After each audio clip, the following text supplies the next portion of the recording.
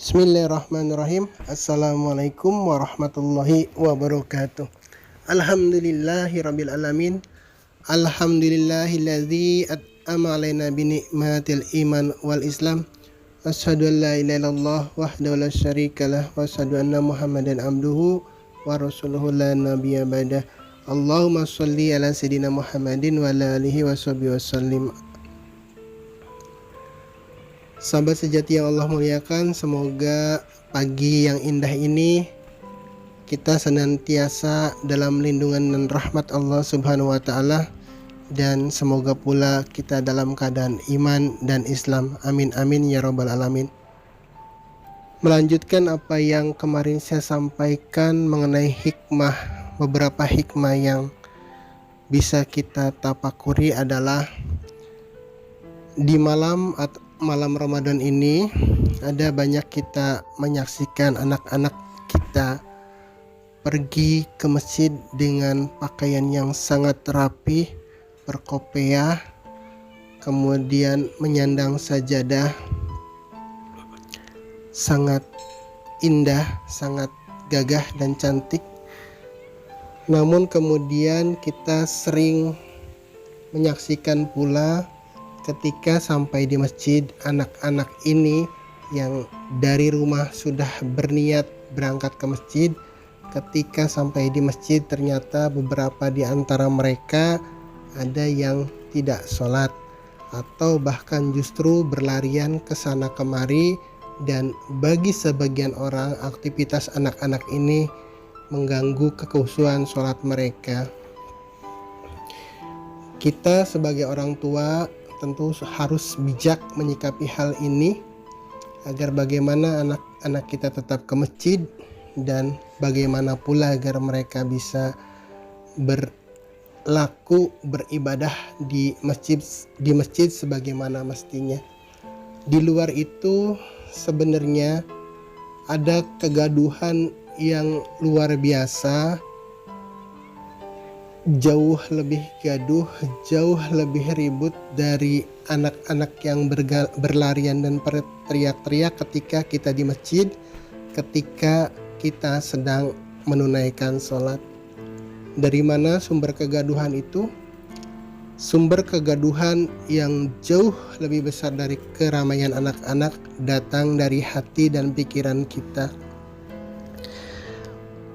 Mungkin jasad kita sedang menunaikan sholat, mungkin kita berdiri sedang menghadap kiblat, mungkin mulut kita sudah mengucapkan takbir, mungkin mulut kita sedang membaca doa dan ayat-ayat lainnya, tapi kadang justru di hati kita ramai sekali hal-hal yang sama sekali tidak berhubungan dengan sholat. Hati kita tiba-tiba merasa tidak nyaman, hati kita tiba-tiba merasa kesal dengan kiri kanan kita, hati kita tiba-tiba merasa pengen cepat pulang, hati kita tiba-tiba merasa berbagai perasaan yang justru jauh dari aktivitas sholat kita. Pun dengan pikiran kita kemudian melayang ke sana kemari, kepikiran hutang, kepikiran ingin mudik, kepikiran pakaian yang belum terbeli, kepikiran kompor yang belum dimatikan, kepikiran rumah yang mungkin pintunya belum terkunci dan lain sebagainya. Yang jika kita mau jujur, keramaian dalam pikiran kita, keramaian dalam hati kita jauh lebih ramai daripada keramaian yang ditimbulkan oleh anak-anak kita. Hanya kadang justru kita mencari pembenaran bahwa ketidakhusyuan sholat kita diakibatkan oleh faktor eksternal. Misalnya tadi dari keramaian dan kegaduhan anak-anak, misalkan ada motor yang knalpotnya bising lewat, misalkan lagi ada orang penjual yang lewat dan lain sebagainya.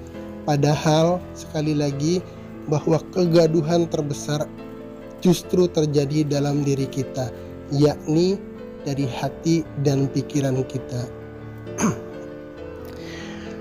Dan itu memang tidak aneh bahwa pikiran kita menurut sebuah penelitian bergerak sehari semalam itu 70.000 kali, yang artinya hampir setiap detik 1 detik, 28 atau 38 itu pikiran kita menghasilkan ide-ide baru, bergerak ke satu titik, dari titik ke titik yang baru, dari masalah ke masalah yang baru, dari ingatan satu ke ingatan yang lain.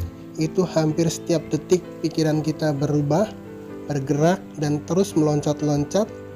Kemudian hati kita pun demikian, yang selalu kolabnya hati itu seperti lebih bergolak daripada air yang sedang mendidih.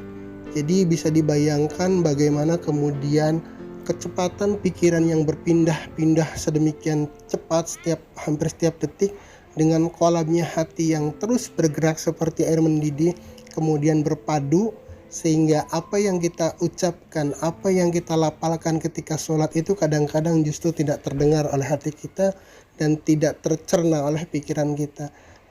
Mulut kita berbicara apa, melafalkan apa, sementara pikiran kita sedang memikirkan apa, hati kita sedang di mana. Itu sebenarnya sumber yang justru lebih gaduh dari kegaduhan apapun.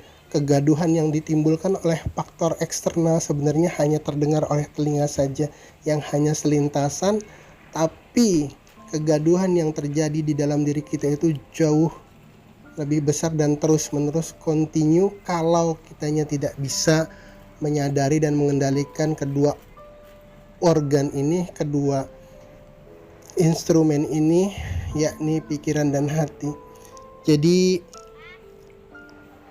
memang hati dan pikiran ini harus ditreatment secara khusus agar kemudian bisa menimbulkan efek tenang, baik itu ketika kita dalam kehidupan sehari-hari, wabil khusus ketika kita dalam ibadah, khususnya sholat. Jadi dalam amaliyah sholat pun itu ada unsur zikir.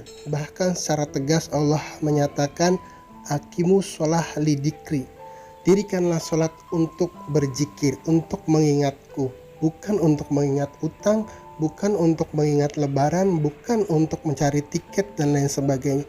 Jadi di luar sholat pun sebenarnya setiap aktivitas ibadah itu secara esensi harusnya mengantar kita pada kesadaran untuk berzikir, mengingat Allah. Kembali kepada sholat, jadi hati kita, pikiran kita yang bergolak itu harus kemudian terus-menerus dilatih dan dididik agar kemudian bisa concern, bisa fokus terhadap aktivitas yang sedang kita lakukan.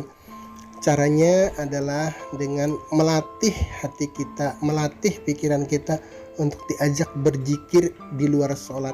Jadi itulah kenapa ulama-ulama kita sering mengajarkan berzikir sebanyak-banyaknya di luar sholat, agar kemudian ketika kita sholat hati kita sudah terlatih, pikiran kita sudah terlatih untuk bisa melaksanakan aktivitas ibadah dengan baik, benar, dan khusyuk. Zikir, baik itu zikir jahar maupun zikir khofi, salah satu tujuannya adalah mengendalikan pergerakan hati dan pikiran ini agar turun, agar tidak bergerak sedemikian cepat, atau bahkan pada level yang lebih lanjut, pada level yang selanjutnya akan ada sinkronisasi antara gerak pikiran dan hati, sehingga kemudian kita akan lebih merasa nyaman, merasa rileks ketika kemudian hati kita dan pikiran kita seiring sejalan untuk bersama-sama menghadap ke Allah pada saat kita sedang melaksanakan sholat. Jadi itulah salah satu urgensi kenapa kita harus berlatih zikir, mengamalkan zikir di luar sholat sekalipun, di luar waktu-waktu ibadah yang ghairu mahdoh, yang mahdoh maksudnya ya, agar kemudian ketika kita memasuki sholat, ketika kita memasuki waktu-waktu ibadah yang mahdoh, hati kita sudah terkondisikan untuk bisa tenang, bisa beraktivitas dan menjalankan ibadah dengan baik dan benar. Jadi salah kalau kemudian ada yang mengatakan setelah zikir kita tidak perlu sholat, karena bukan itu tujuan zikir. Bukan itu, zikir sama sekali tidak berfungsi untuk menggantikan sholat. Justru dengan aktivitas zikir di luar sholat inilah kemudian kita benar-benar bisa melaksanakan akimis sholah li dzikri, mendirikan sholat untuk berzikir, untuk mengingatku. Karena waktu sholat rentang waktunya hanya sekitar 5-10 menit. Kalau kita tidak dilatih di luar itu, maka sampai dengan saat ini kita bisa merasakan bagaimana pergolakan hati dan pikiran kita itu yang terus menerus membuat sholat kita tidak khusyuk. Dan justru ketika kita sholat bukan mengingat Allah, tapi mengingat berbagai hal lain di luar sholat, di luar Allah. Dan itu yang kemudian menjadikan sholat kita belum berdampak, belum memberikan perubahan pada diri kita, pada kehidupan kita. Padahal inna sholata tanha anil fahsya'i wal munkar. Tapi setelah sekian puluh tahun kita melaksanakan sholat, satu hari kita minimal 5 kali kita sholat, belum ditambah sholat rawatibnya, belum ditambah tahajudnya dan lain sebagainya. Tapi ternyata kita masih merasakan bahwa dampak positif dari sholat itu belum secara maksimal merubah perilaku kita. Karena itu tadi rukun kolbinya kita belum benahi, sehingga kemudian sholat kita hanya sholat, masih sekedar sholat fisik saja, sementara rukun kolbi yang harusnya justru hadir pada saat kita bersilatun kepada Allah ini sedikit terabaikan. Karenanya mumpung masih dalam suasana Ramadan, mari kita perbanyak zikir untuk melatih hati dan pikiran kita bisa fokus kepada Allah, untuk kemudian kita bawa saat kita beribadah, khususnya ketika kita beribadah melaksanakan sholat. Maka insya Allah ketika hati dan pikiran kita tenang, ketika hati dan pikiran kita sudah sinkron, maka kehusuan hanyalah sebuah keniscayaan yang pasti akan kita raih dalam sholat kita. Billahi taufiq wal hidayah. Wassalamualaikum warahmatullahi wabarakatuh.